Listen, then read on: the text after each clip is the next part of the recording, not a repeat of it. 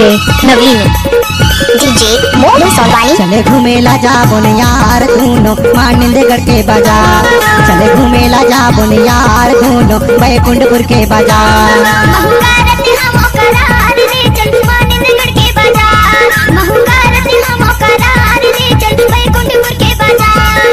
गाड़ी चढ़ा के ले घूटोला, गाड़ी चढ़ा के ले घूटोला जल्दी हो जाता यार।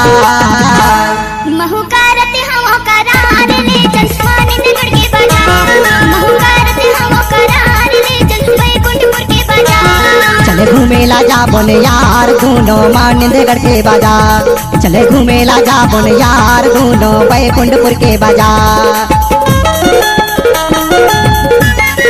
डीजे नवीन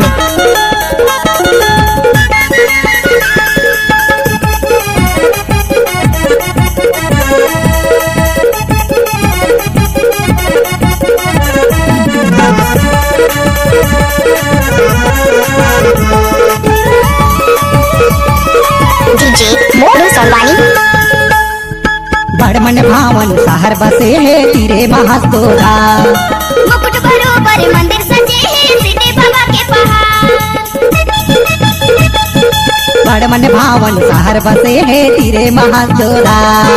मुकुट बरोबर मंदिर सजे है सिद्धि बाबा के पहाड़। आनी बनी के जनल देहू, आनी बनी के जनल देहू ले देहू नलकिया। महू करते हवो करार ले चल मानिंदगढ़ के बाजार। महू करते हवो करार ले चल बैकुंठपुर के बाजार। चले घूमेला जा बोन यार धूनो मानिंदगढ़ के बाजार। चले घूमेला जा बोन यार धूनो बैकुंठपुर के बाजार।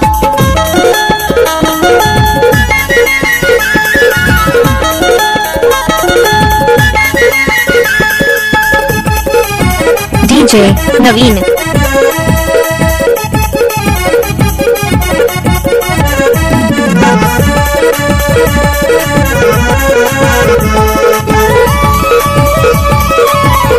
डीजे मोनू सोलवानी। हजारी होटल के पेड़ा मिठाई खा ले वो भजिया समोसा। पानी खा के मुंडा रंगा को देखा वो फिल्म तमाशा। डीजे नवीन हजारी होटल के पेड़ा मिठाई खा ले वो भजिया समोसा। पानी खा के मुंडा रंगा को देखा वो फिल्म तमाशा। मीना बाजार में झूला झूला हूँ, मीना बाजार में झूला झूला हूँ चुहक ले वो खुशिया। महू करते हमो करार ले चल मानिंदगढ़ के बाजार। महू करते हमो करार ले चल बैकुंठपुर के बाजार। चले घूमेला जा बोन यार धूनो सोनात के बाजार। चले घूमेला जा बोन यार धूनो जनकपुर के बाजार।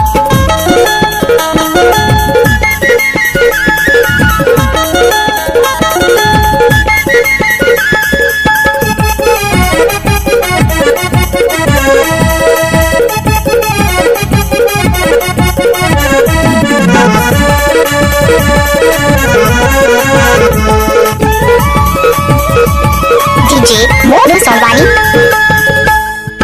बीचे बाजार में कर्मा ददरिया गाके हमन रिझाबो। हीरो हीरोइन बन के चलना संगमा फोटो खिंचाबो। बीचे बाजार में कर्मा ददरिया गाके हमन रिझाबो। हीरो हीरोइन बन के चलना संगमा फोटो खिंचाबो। रंगे रंगेली वो छैल छबेली, रंगे रंगेली वो छैल छबेली करहूँ तोला बरकार। महू करते हमो करार ले चल मानिंदगढ़ के बाजार। महू करते हमो करार ले चल बैकुंठपुर के बाजार। चले घूमेला जा बोन यार धूनो पेंडरा के बाजार। चले घूमेला जा बोन यार धूनो पसान के बाजार। फटाफटी चढ़ा के ले घूटोला, फटाफटी चढ़ा के ले घूटोला जल्दी से हो जाता यार। चले घूमेला जा बोन यार धूनो मानिंदगढ़ के बाजार। चले घूमेला जा बोन यार धूनो बैकुंठपुर के बाजार। महू करते हमो करार ले चल बैकुंठपुर के बाजार। महू करते हमो करार ले चल मानिंदगढ़ के बाजार। चले घूमेला जा बोन यार धूनो मानिंदगढ़ के बाजार। चले घूमेला जा बोन यार धूनो दोनों बैकुंठपुर के बाजार चले घूमेला जा यार दोनों मानंदगढ़ के बाजार। DJ Monu Sonwani